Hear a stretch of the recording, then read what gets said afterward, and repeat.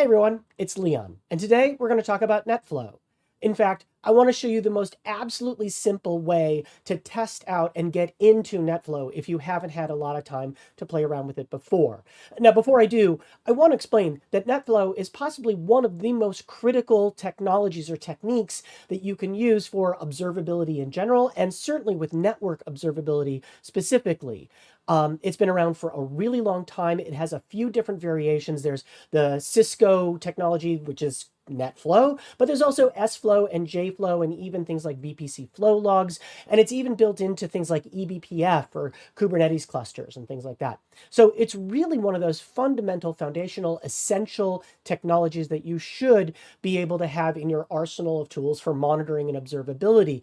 The challenge is that testing it, playing around with it has been fairly difficult because you had to have specific gear, you had to have specific experience or expertise, or you had to spend a really long amount of time trying to get into a bunch of docs to figure out all the commands you need to do. It turns out that Kentik has developed an agent called Kappa, which lets you test this out almost in a single click. Okay, almost in a single click. It's about 5 steps overall, and that's what I want to show you today.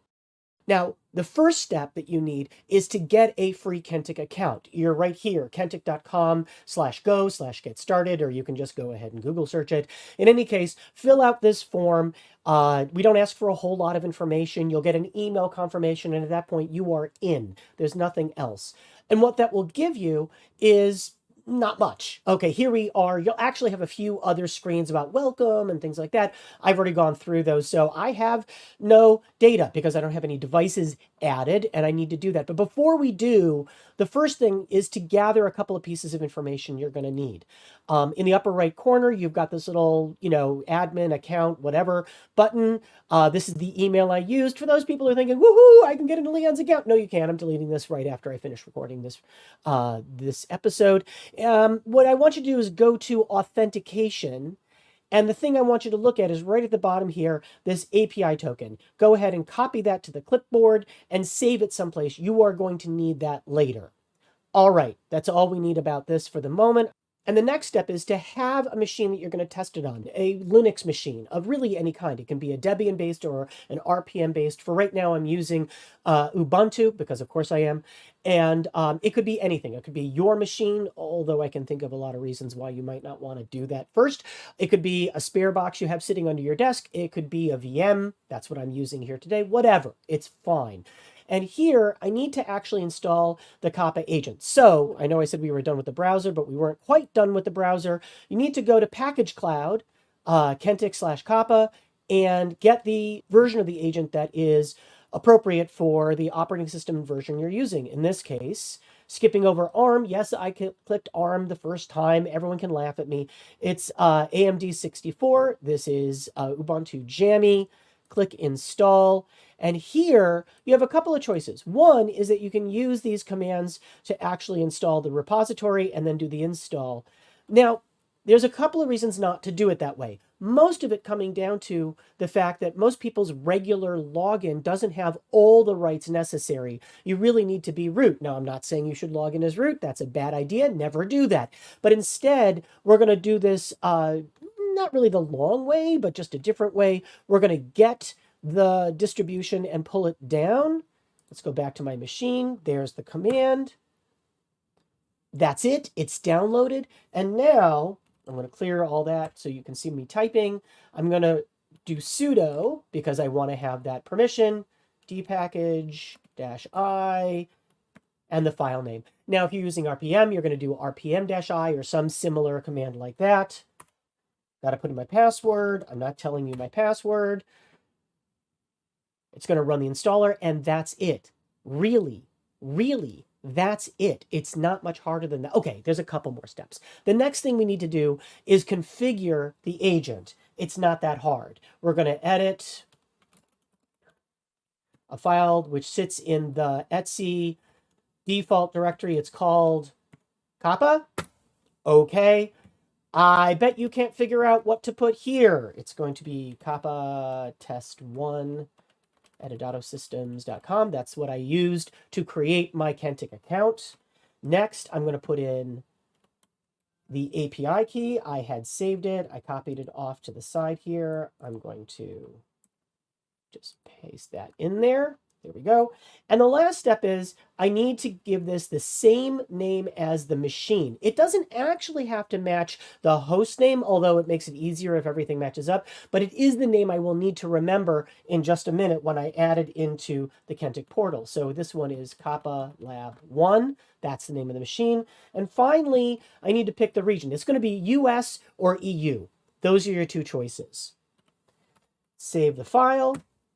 That's it. Now, at this point, I need to restart the agent and it should connect, except that I haven't added it into my portal. So the next step I want to do is go into my Kentik portal, go to settings, network devices, and I want to add a device. Just a few settings here, nothing really bad. What's the name? Again, it has to match. Kappa Lab 1.